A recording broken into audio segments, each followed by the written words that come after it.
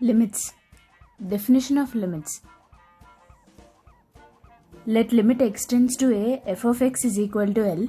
It would mean that when we approach the point x is equal to a from the values which are just greater than or smaller than x is equal to a,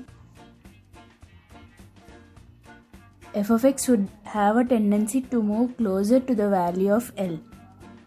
This is the same thing as saying the difference between f of x and L can be made as small as we feel like by suitably choosing x in the neighborhood of x is equal to a.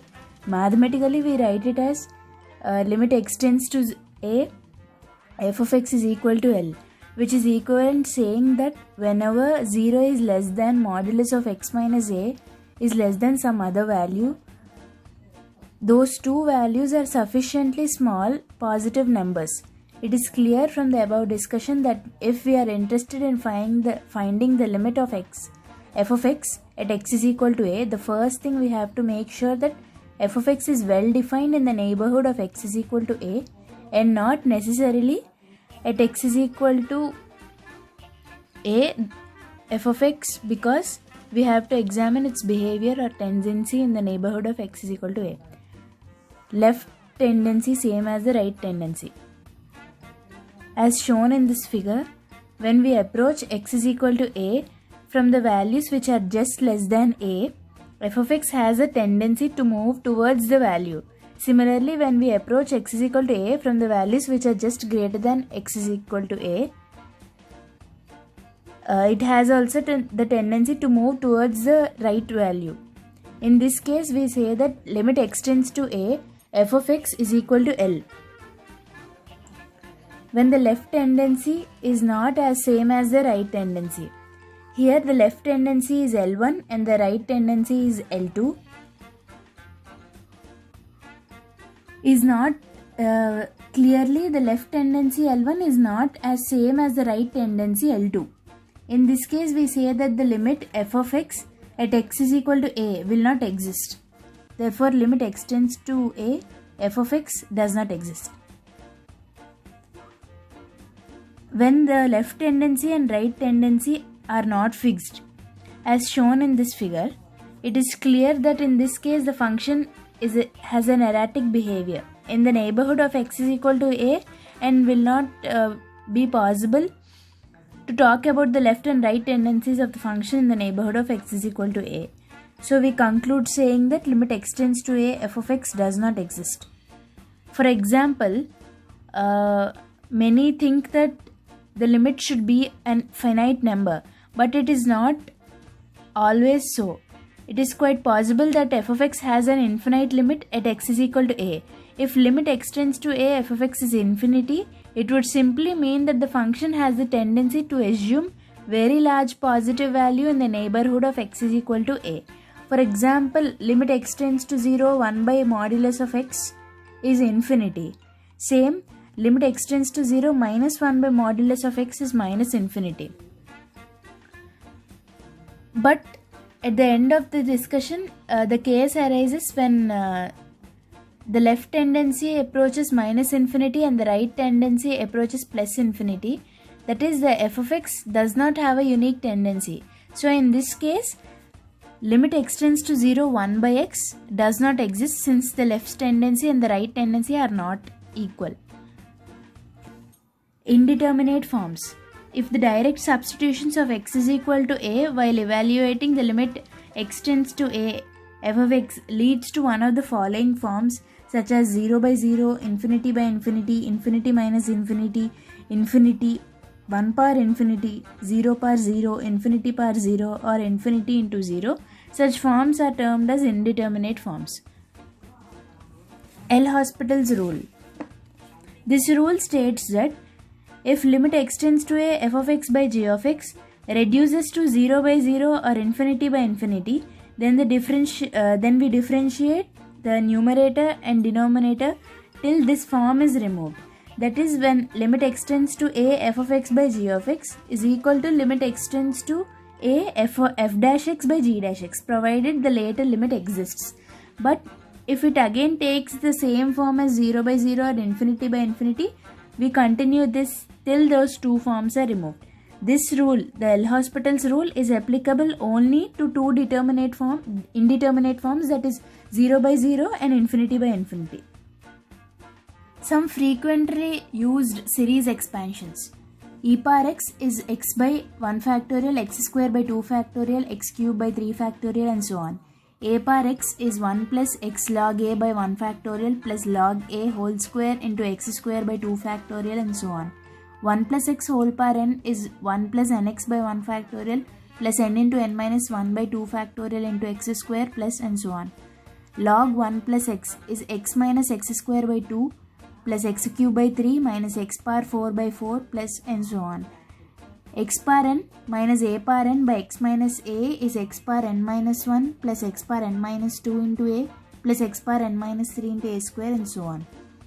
Sin x is x minus x cube by 3 factorial plus x power 5 by 5 factorial minus x power 7 by 7 factorial and so on.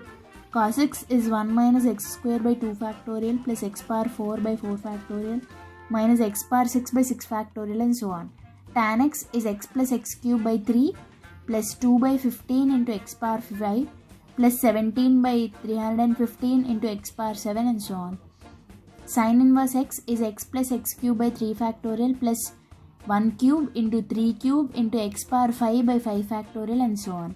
Tan inverse x is x minus x cube by 3 plus x power 5 by 5 plus and so on. If limit of algebraic functions.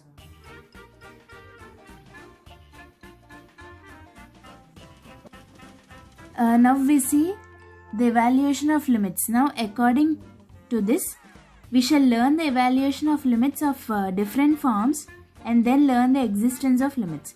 There are 8 indeterminate or meaningless forms. So we divide them into 4 types, that is limit of algebraic functions, trigonometric limits, logarithmic limits, exponential limits. Limit of algebraic functions. This form can be resolved firstly 0 by 0 form. It can be resolved by factorization method, rationalization method, or by using the formula, that is limit x tends to a, x power n minus a power n by x minus a, that is n into a power n minus 1. Factorization method. In this method, the numerators and denominators are factorized, the common factors are cancelled, and the rest output is the result. Rationalization. It is followed when the fractional powers on expressions in the numerator or denominator or in the both. After rationalization, the terms are factorized, which on cancelling gives the results.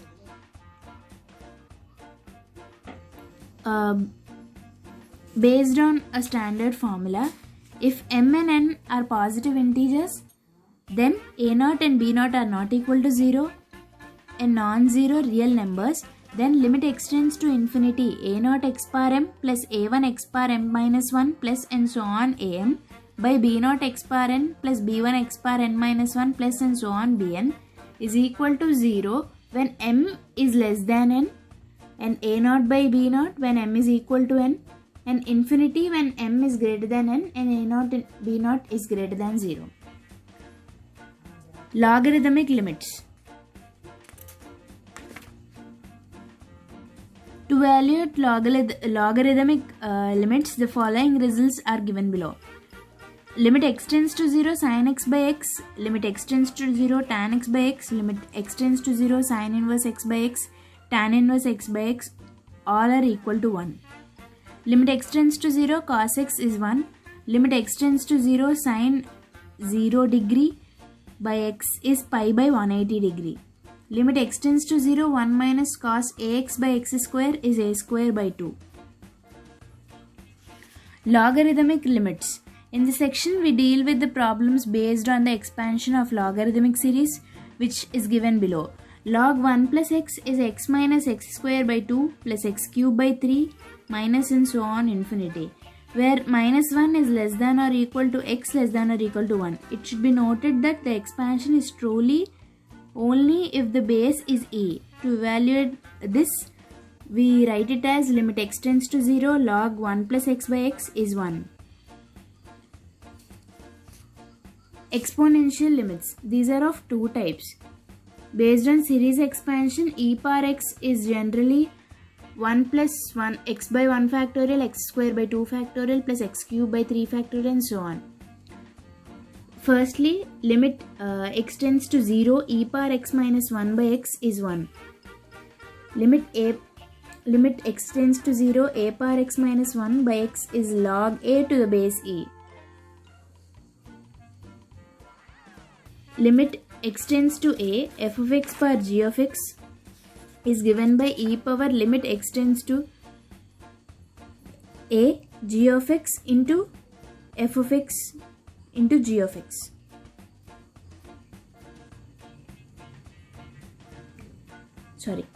Limit x tends to a, f of x by g of x is e power limit x tends to a, f of x minus 1 into g of x. This is when the limit is of the form 1 power infinity. It is also given as limit x tends to a, f of x power g of x is e power limit x tends to a, g of x into log f of x when it is of the form 0 power 0. Limit x tends to 0, 1 plus 1 by x, 1 plus x whole power 1 by x is e. Limit x tends to infinity, 1 plus 1 by x whole power x is e.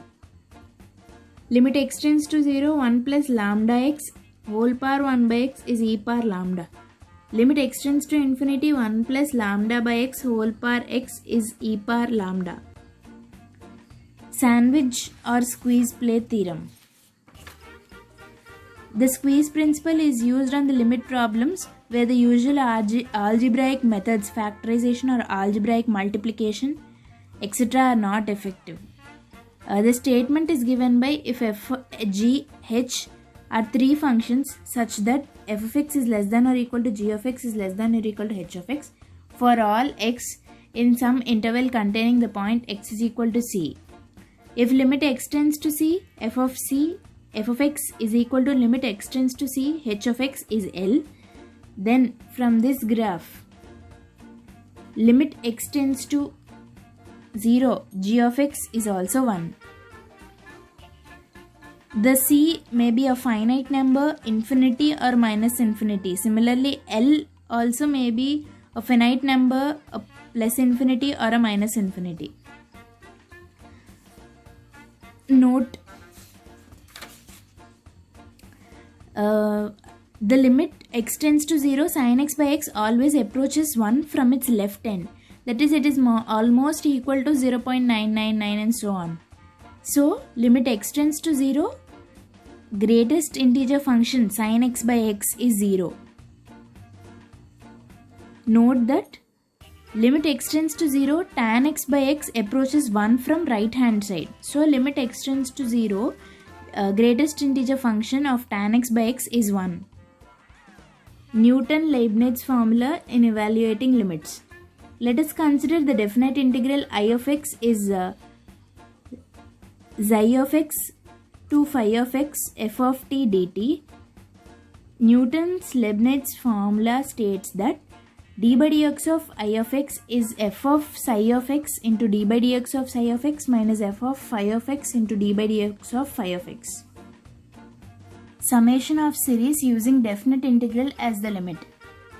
The expression of the form limit n tends to infinity 1 by n sigma r is equal to phi of x to xi of x f of r by n is integral a to b f of x dx, where sigma is replaced by integral, r by n is replaced by x, 1 by n is replaced by dx, a is limit n tends to infinity phi of x by n, and b is limit n tends to infinity xi of x by n.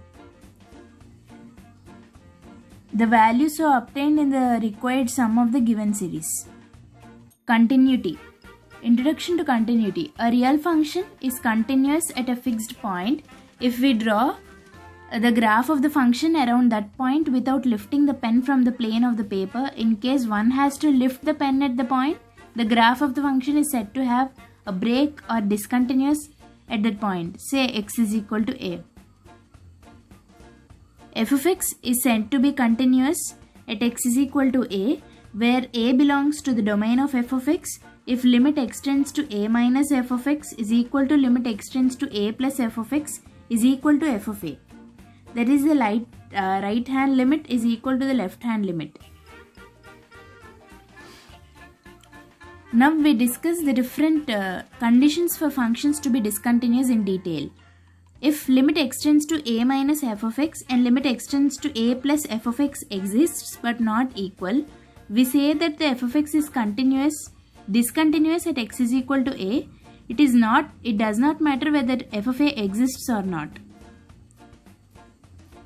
Limit extends to a minus f of x and limit extends to a plus f of x exists and are equal but are not equal to f of a. F of a is also defined, but it is not continuous at x is equal to a. Thirdly, f of a is not defined, so it is discontinuous at that point. Let y is equal to f of x be defined on the interval a to b, then f of x is continuous at the left end if x is equal to a and f of a is limit extends to a plus f of x. The function is to be continuous at the right end when x is equal to b and f of b is limit extends to b minus f of x. The sum, difference, product and coefficient of two continuous functions is always a continuous function. If f of x is continuous and g of x is discontinuous at x is equal to a, the product function phi of x is f of x into g of x is not necessarily be discontinuous at x is equal to a. A function which is not continuous is said to be discontinuous functions. That is, if there is a break in the function of any kind, it is the discontinuous functions. There are two types of discontinuity: removable discontinuity and non-removable discontinuity. Intermediate mean value theorem. If f of x is continuous in closed interval a to b and f of a is not equal to f of b, then for any value c belonging to f of a to f of b, there is at least one number x0 in AB for which f of x0 is c. Therefore, using the intermediate mean value theorem, there exists some c belonging to closed interval a to b such that f of c is a plus b by 2. Differentiability.